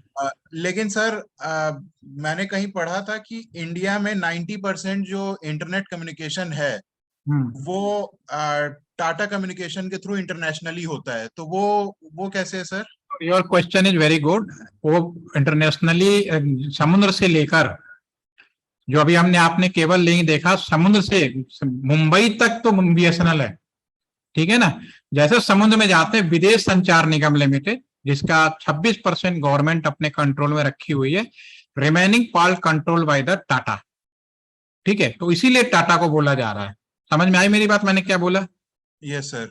जो समुद्र का जो कंट्रोल है, जो समुद्र में भी पूरा 100% नहीं है, केवल हमारा हिंद महासागर है वहीं तक, और वो कंट्रोल में 26% गवर्नमेंट ने अपने ऑफिसर्स वहां बैठा रखे हैं, लेकिन उसको मेंटेन करना, उस पर जो ट्रैफिक का जो भी कंट्रोल आ रहा है, वो सारा का सारा टाटा को दिया हुआ है। टाटा टेली सर्विसेज है। तो विदेश संचार निगम लिमिटेड बेसिकली कंपनी का नाम पहले गवर्नमेंट की प्योर हुआ करती थी। तो गवर्नमेंट ने ये कहा कि नहीं, ऐसा करते हैं कि जो उसका एक्सपेंडिचर वाला पार्ट है और जो वाला पार्ट है वो हम टाटा से करवाएंगे, और टाटा को अच्छा खासा पैसा मिलता है इस चीज के लिए, ठीक है। तो इसीलिए जो भी अब कोई भी जाएगा उसी लाइन से होके जाएगा, टाटा वाली लाइन से ही होके जाएगा, और तो कोई लाइन है ही नहीं। तो फिर कहा बोलो इंडिया का 100, मैं तो कहता हूँ 100% कम्युनिकेशन किससे? टाटा से। Okay sir. इंटरनेशनल लेवल पे, ठीक है। समुद्र के बाद वाला सब टाटा के पास है, जिसका 26% हिस्सा गवर्नमेंट के पास है। और गवर्नमेंट ने ये सन 1996 में ये काम किया था। उसने कहा कि एक्चुअली टाटा भी कहने के लिए है, टाटा का जो वर्किंग है टेलीकॉम सेक्टर में और IT सेक्टर में, वो पूरी तरह से गवर्नमेंट बॉडी के ऊपर ही है, क्योंकि इनकी पॉलिसी बहुत अच्छी है। अगर आपकी टाटा में कहीं नौकरी लगती है तो आप एक महसूस ही नहीं होगा कि आप किसी प्राइवेट ऑर्गेनाइजेशन में काम कर रहे हो, क्योंकि वो हर पॉलिसी से लेके जो भी गवर्नमेंट में अप्लीकेबल होता है उनके पास सारा अप्लीकेबल। अगर रेगुलर एम्प्लॉयमेंट है, अगर TCS में भी आप रेगुलर एम्प्लॉयमेंट के तौर पे चले गए, तो आपको एक पल के लिए भी महसूस नहीं होगा कि आप एक किसी प्राइवेट ऑर्गेनाइजेशन में काम कर रहे हैं। सारी फैसिलिटीज से लेकर जो गवर्नमेंट की होती है सारी होती है, इसीलिए उसका बड़ा नाम है और उस पर भरोसा भी सारे लोग कहते हैं। भले मैं मंच पे बोल रहा हूँ, लेकिन ये सच्चाई है कि अगर बात आती है कि हमेशा ये कहा जाता है कि रतन टाटा एक इंडस्ट्रियलिस्ट है, लोगों को नौकरी देने की बात करता है, और दूसरा जो आप समझ चुके उसको बिजनेसमैन बोला जाता है। Yes ma'am. सर जैसे आप इसके बारे में बता रहे थे कि कम्युनिकेशन कैसे होता है, तो सर इसमें जनरेशन का मतलब जैसे होता है ना, हम लोग फर्स्ट जनरेशन, सेकंड जनरेशन, इन सब चीजों का। मैं समझ गया आपकी बात। जनरेशन जो चेंज हो रही है, लोकल चेंज हो रही है। जो नेटवर्क है, नेटवर्क में स्पीड बढ़ाने के लिए ट्रांसमिशन सिस्टम का अपडेट हो रहा है, लेकिन जो फाइबर पड़ा है 1986 से पड़ा हुआ है, वो ज्यों का त्यों है, और फाइबर डाला जा रहा है। पहले इतना कम्युनिकेशन नहीं होता था। तो जो जनरेशन चेंज हो रही है, हम लोकली अपने को एक, पहले हम केवल बात करते थे, समय बदला, हम लोगों ने उस पे SMS भेजना शुरू किया, एक पेजर सेवा शुरू की अलग से। उसके बाद सन 2005 के बारे में, जो मैं अगले सेशन में और एक्सप्लेन करूंगा, कैसे माइग्रेट हुआ, ठीक है। तो उसमें हम लोगों ने इसीलिए माइग्रेट किया कि लोकली हम लोग केवल बात नहीं करना चाहते हैं, हम ये भी चाहते हैं कि हम एक दूसरे की वीडियो देख सकें, पिक्चर देख सकें। ये जूम में किसी ने सोचा था कि आप मुझे तो बड़ा अच्छा लगता है। मैं तो जब से कोविड पीरियड शुरू हुआ, मैं क्लासरूम में अगर पढ़ाता था तो मुझे शायद उतना मजा नहीं आता था जो यहाँ बैठे होंगे। अब मैं बहुत प्रॉपर दिखाता हूँ, सबकी आवाज भी सुनता हूँ, ध्यान भी कंसंट्रेट रहता है। ठीक है, तो ये तभी संभव होगा कि जब आप मेरा वीडियो भी देख सकें, मेरे कंप्यूटर स्क्रीन पे जो कुछ है वो भी सारी चीजें देख सकें, मैं जो लिख रहा हूँ वो भी देख सकें। ठीक है, तो ये चीजें अपडेट कैसे, जनरेशन, ये आपका लोकल लेवल पे जो जनरेशन अपडेट करेंगे उसकी वजह बट से। सर हम मतलब जैसे अगर देखा जाए तो हम तो वर्ल्ड वाइड कनेक्ट करते हैं ना अपने आप को, तो उसमें भी जनरेशन्स आती होंगी, मतलब उसमें भी तो कोई जनरेशन होती होंगी कि चेंज हो रहा है कुछ, कि पहले हम सिर्फ कॉल करते थे हम लोग को अगर आईटीयू इसीलिए बना, आईटीयू जो हमारे स्क्रीन के पीछे देख रहे हो ना, international telecommunication union, yes sir, उसकी यही है कि जो कम्युनिकेशन ऐसा ना हो कि एक देश एकदम आगे निकल जाए, एक देश पीछे रह जाए। ठीक है, तो जैसे वहां जाता है उसी लिहाज पे देखो, इंडिया में सैटेलाइट कम्युनिकेशन तो आ चुका सन 2016 में, हमारे पास अवेलेबल है बीएसएनएल के पास में। क्या जरूरत है दुनिया भर की केबल डालने के लिए? गवर्नमेंट आज क्या है, सैटेलाइट लो भाई, कोई परेशानी ही नहीं है, कहीं भी चले जाओ। सैटेलाइट में तो ना सिग्नल की प्रॉब्लम है ना कुछ प्रॉब्लम है। लेकिन गवर्नमेंट कह रही नहीं, अगर हम ऐसा कर देंगे तो पता चला इंडिया में तो कुछ एरिया तो बहुत बढ़िया है, काफी लोग ऐसे, पाकिस्तान रह गया आपका, ये नेपाल हो गया, जो हमारे कंट्री के जो पड़ोसी देश है ना वो बहुत पिछड़े हुए हैं अभी, तो उनको लिए बड़ा मुश्किल काम हो जाएगा, फिर सिंक्रोनाइजेशन नहीं बनेगा। और जब हम तो दौड़ रहे हैं हवाई जहाज से, आप ही खुद देखो ना, आपके एक कॉलोनी है, एक कॉलोनी में अगर एक जैसे लोग ना रहें, एक कम्युनिटी के जैसे लोग ना रहें तो कितनी समस्या आने वाली। एक पता चला कॉलोनी में खूब अमीर आदमी आ गया, जी खूब पैसे हैं, और एक गरीब आदमी आ गया, तो फिर क्या होगा? वो मैचिंग कभी भी नहीं होगी। ठीक है, तो ये जो अब जनरेशन है, ये जनरेशन कहाँ पे एक साथ इंप्लीमेंट होना है? बात 6G की हो रही है, लेकिन इंडिया में भी अभी तक आपको शायद इस बात की जानकारी नहीं कि 4G भी इंप्लीमेंट नहीं है। अभी जो इंप्लीमेंट है 3.95G है, 4G तो है ही नहीं। 4G तो बीएसएनएल देगा, जो रियल वास्तव में 4G जाने वाला बीएसएनएल का। लेकिन मार्केटिंग एग्रेसिव कितना स्ट्रांग थी, क्योंकि बीएसएनएल, रिलायंस, सॉरी ये आपका जो दूसरा था एयरटेल, ये सब लोग 0.5G, नहीं जियो बात, जियो ने फिर क्या किया, 3.95G को, LTE जो टेक्नोलॉजी है 3.95G को उसने मार्केट में बोला 4G दे रहा हूं मैं, और सबके दिमाग में घुसा दिया 4G, और लोग सोच रहे हैं 4G। नो डाउट कि 3.5 से तो बेहतर था ही, इसमें कोई शक नहीं था। तो जब बेहतर है तो लोगों को लगा कि यही इंटरनेट है भाई, ये अच्छी चीज होती है। ठीक है, अब परेशान क्यों हो रहा है? 5G तो मेरा पिछले साल के दिसंबर में आना था, क्यों नहीं आ रहा? क्योंकि उसे पता है कि वो सिस्टम को, आपको एक सवाल पूछूं मैं कि एक बताओ, मान लो एक नया लैपटॉप खरीद के ले आए, सपोज करो, ठीक है ना, 50-60 हजार का एक नया लैपटॉप खरीद के ले आए, ठीक है, और आपने अपने दोस्त को दिखाना शुरू किया कि देख भाई मैंने आज एक नया लैपटॉप खरीद के लाया हूं। और आपका एक दोस्त है, उसने कहा भाई टीवी खोलो, और टीवी खोला, टीवी में हमारे मोदी साहब अपने चिरपरिचित अंदाज में, मित्रों ये जो बैंक है ना, ये जो लैपटॉप खरीदा ना, आज के बाद सबको फ्री ऑफ कॉस्ट दिया जाएगा। आप क्या करोगे? क्या महसूस होगा आपको? अब बैंक को नहीं, बैंक ने ऑलरेडी खरीद चुका है। सर बुरा लगेगा सर, क्योंकि मैंने वो कॉस्ट लेके खरीदा है। लैपटॉप फेंक तो नहीं सकते ना, नहीं सर, लैपटॉप का आपकी वैल्यू तो ही रहेगी ना।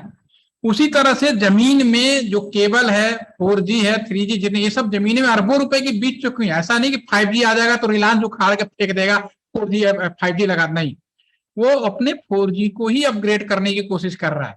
बाकी कंपनी लाएंगे, एमटीएनएल लाएगा, एमटीएनएल के जब 5G आएगा ना, सरप्राइज हो जाओगे ये क्या हुआ एकदम से। लेकिन वो बार बार, क्योंकि वही प्रेशर होता है, कहीं ना कहीं पॉलिटिकल इम्पोज तो रहता ही, ठीक है ना, इस वजह से वो नहीं। अगर लेकिन बाकी कंपनियों को जिन्होंने 4G नहीं लॉन्च किया, 3G को एज ए 4G बना के दिया, वो 5G डेफिनेटली लॉन्च करने जा रही है। वो जो 5G लॉन्च करेंगे उसके सामने कहीं जियो ठहरने वाला नहीं है। और आप एक आम पब्लिक, इवन मैं भी उसी तरफ जाऊंगा, जो नई चीज होगी, नई सुविधाएं होंगी, उसकी हिसाब होगी। तो ये सब चीजें ध्यान में रखते हुए जो जनरेशन गैप होते हैं, इनको बड़े सोच समझ के टाइमिंग डिसाइड किया जाता है, फिर उसके बाद लॉन्च किया जाता है। बीएसएनएल को 4G क्यों नहीं दे रहे लोग? आप बताओ, बीएसएनएल को तो 2019 में अनाउंसमेंट कर दिया गया था, बीएसएनएल को दूर रखा गया, 4G अब तक नहीं दिया गया। आप बता सकते हैं क्यों? क्योंकि बीएसएनएल रियल में 4G देने वाला है, वो 3.95 बीएसएनएल देगा LTE प्लस या WiMAX advance, that is 4G, 4.3 4.6G है, ठीक है। और जब वो देगा तो आप कहोगे भाई इसका जियो बिल्कुल खराब, जियो का तो वो बिल्कुल खराब है, कंपेयर कर बैठोगे। तो ये जियो और जो दूसरी कुछ कंपनी है जिन्होंने ऑलरेडी 4G लॉन्च कर रखा था, जो 3.95 को कर रखा है, वो ये कह रहे हैं कि सर मेरे को 5G दो ताकि ये जो BSNL का 4G आएगा उसके टक्कर में हो। और एक आम इंसान जब यूज करेगा ना तो उसको इस बात से कोई मतलब नहीं होगा आने वाले समय में कि 4G या 5G है। अभी तक तो ठीक है 4G, लेकिन जैसे यूज करेगा ये 4G तो 5G से भी बेहतर लग रहा है, तो क्यों मैं 5G में दिमाग खराब करूंगा। ठीक है, काम करते हैं एक, हाँ बोल, पूछो। सर ये ऐसे फिर बैंडविड्थ पे भी तो सर इफेक्ट करेगा कि स्पेसिफिक बैंडविड्थ तो लोगों के पास है, मतलब हर एक कंपनी के पास एक स्पेसिफिक बैंडविड्थ रहती है। फिक्स होता है, नीलामी लगती है उसकी, ये बिल्कुल फिक्स होता है एकदम। ये आप जो कह रहे हो ना, ये इसीलिए तो Yes, अभी फिर हुआ, फिर से BSNL को नहीं दिया। अभी आपको हैरानी होगी, एक वीडियो और देखिए जो 5G में होने वाला क्या है। आप पूछिए पहले, आप बात पूरा करिए। सर मैं ऐसे पूछा था कि मतलब जैसे बैंडविड्थ होती है, हर एक कंपनी को अलॉट किया जाता है, हर एक कंपनी को, तो सर उस पर डिपेंड करेगा कि अगर ये कंपनी मतलब जो हम लोग के पास फोन है वो उसके कंपैटिबल है कि नहीं है करके। हाँ, ये बिल्कुल, जब कंपनियां जब आती हैं तो Yes, sir. कंपनियां जब कोई प्रोडक्ट बनाती हैं तो पहले गवर्नमेंट से कहती है कि भाई मैं, आप ये जो चीजें बांट रहे हो सारे चीजें बांट, इसीलिए ITU होता है। ITU स्टैंडर्ड बोला क्यों जाता है? ITU स्टैंडर्ड इस बात को तय करता है कि पूरी दुनिया में जो भी कम्युनिकेशन व्यवस्था की जा रही है वो उसमें एक जैसी व्यवस्था होनी चाहिए, ताकि कोई भी कंपनी का हैंडसेट आ जाए वो उसमें कंपेटेबल हो और फिट हो। जब तक ITU इसको हाँ नहीं करता है उसको फिर नीलामी नहीं कराई जाती है। जब ITU ने ऑलरेडी 5G के लिए बोल चुका है, उसके सारे स्टैंडर्ड पहले से डिफाइन कर दिए, अब उसकी बोली लगेगी जगह जगह कंट्री में। ठीक है ना? तो आप जो पूछ रहे हो उसका सीधा सा मतलब है कि जो कंपेटेबल है इसका ऑलरेडी विश्लेषण हो चुका है, ITU ने परमिशन दे चुका है। तो जो भी हैंडसेट आएगा वो डेफिनेटली वो जितने 4G 5G जो भी लॉन्च होगा सबके कंपेटेबल ही होगा। Okay, thank you sir. ठीक है, एक वीडियो और देखिए।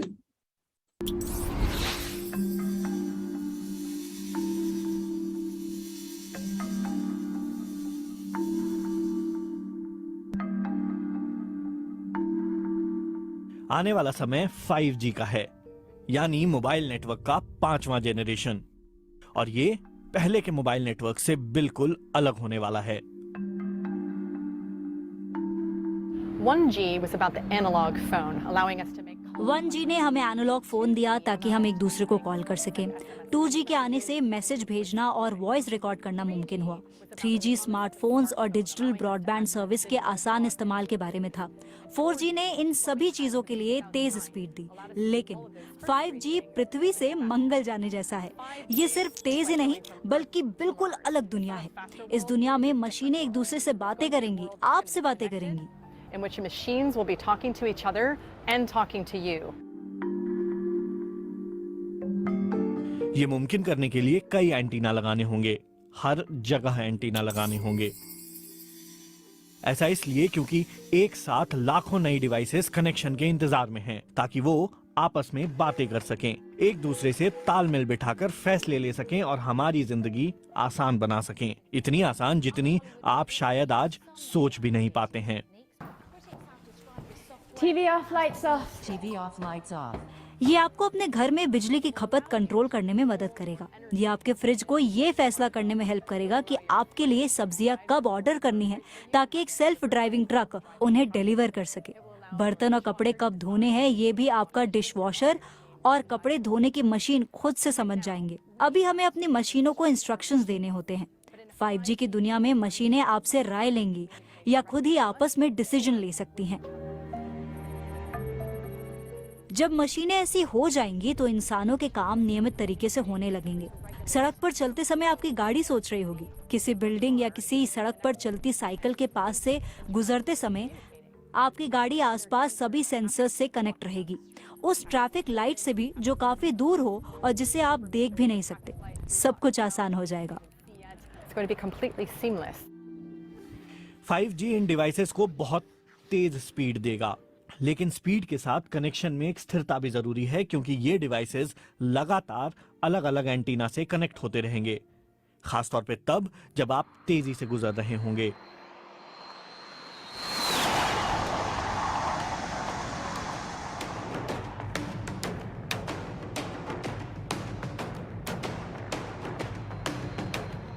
लेकिन कितनी स्पीड तक ये कनेक्शन स्टेबल रह सकते हैं?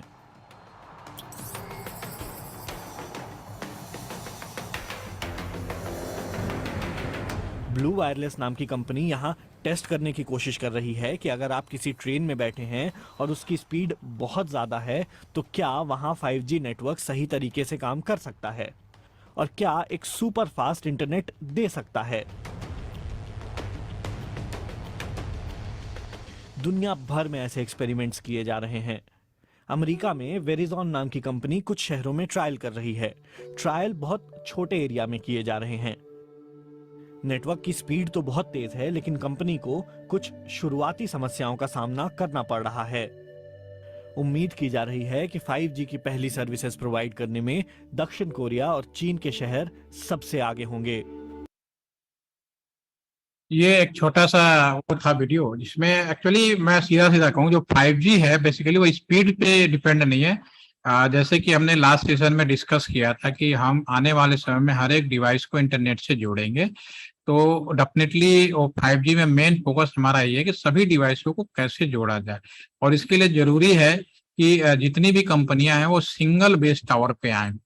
अभी क्या है कि सारी कंपनी, एयरटेल ने अपनी लगा ली, BSNL की अपनी है, तो इसीलिए BSNL से ये कंपनी और बनाई गई है, शायद आप लोग को जानकारी है या नहीं, BTCL, BSNL tower corporation limited, जो 1 अप्रैल 2019 से हमारे उसमें है 20 से, वो 1 अप्रैल 2020 से ये उसमें आ चुका है फोकस में, जिसका मेन उद्देश्य यही है कि जितने भी कंपनीज हैं उनके टावर सिंगलाइज किए जाए और आपस में सब लोग एक दूसरे से मिलके ही कम्युनिकेशन करेंगे। ठीक है, ये एक तरीका होगा 5G।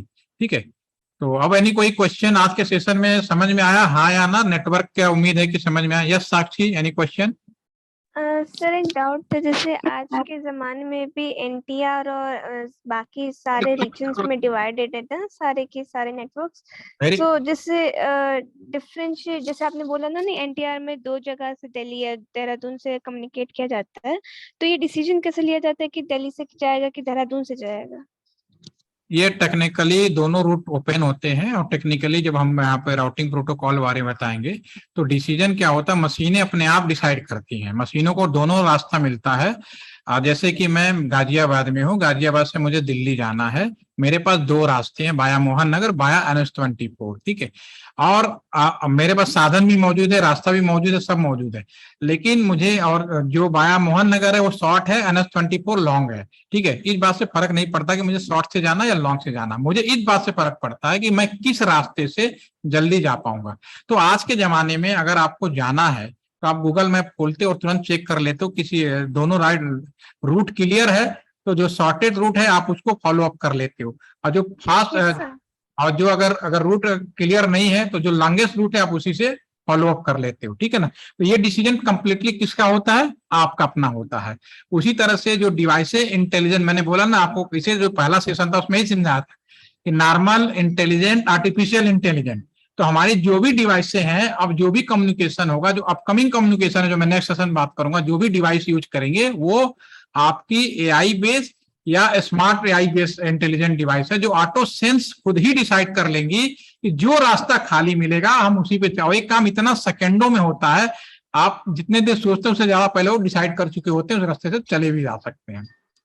ओके सर, एक और चीज थी, जैसे 5G वाला नेटवर्क अभी आने का स्टार्ट हो रहा है, तो उसमें बहुत सारे डिसएडवांटेज पे, जैसे बर्ड्स वगैरह का नेविगेशन सिस्टम खराब हो जाता है या फिर नेचर को बहुत हार्म होता है, तो फिर इसका कोई बैकअप, मतलब कि इसका कोई प्रिवेंशन? लास्ट ईयर मैंने टाइम्स ऑफ इंडिया में एक इंटरव्यू दिया था जिसमें मैंने पूरी तरह से इस चीज को नकार दिया था, जब बीच में कंगना रनावत ने पूरा मिसकम्युनिकेशन शुरू किया था। तो उसी समय मैंने भी अपने LTTC की तरफ से मैं शेयर कर दूंगा, मैंने भी मना किया था कि ऐसा कुछ नहीं है। पहली बात तो इंडिया में टेस्टिंग हुई ही नहीं। आप साक्षी ये बताओ, जब इंडिया में टेस्टिंग हुई नहीं तो बर्ड मरे कैसे? Yes sir. पहला जो कहीं गलत हो गया।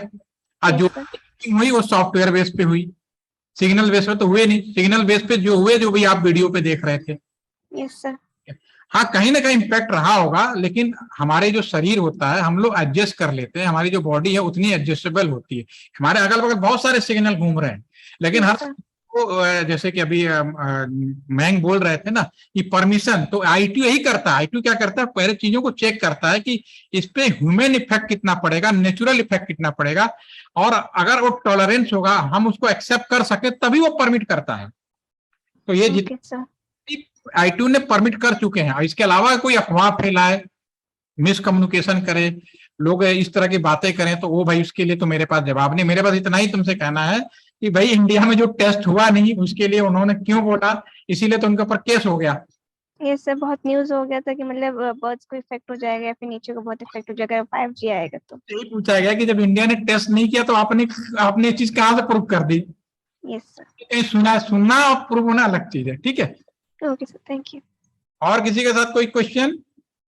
सर ये पूछ रहे थे सर, जब बीएसएनएल के पास 4G टावर थे, 4G नेटवर्क था, तो 4G क्यों नहीं लॉन्च किया? 2011 में यही पूछो ना। ये अब तुम पॉलिटिकल क्वेश्चन पूछोगे इस प्लेटफॉर्म पे तो मैं कैसे बता दूंगा?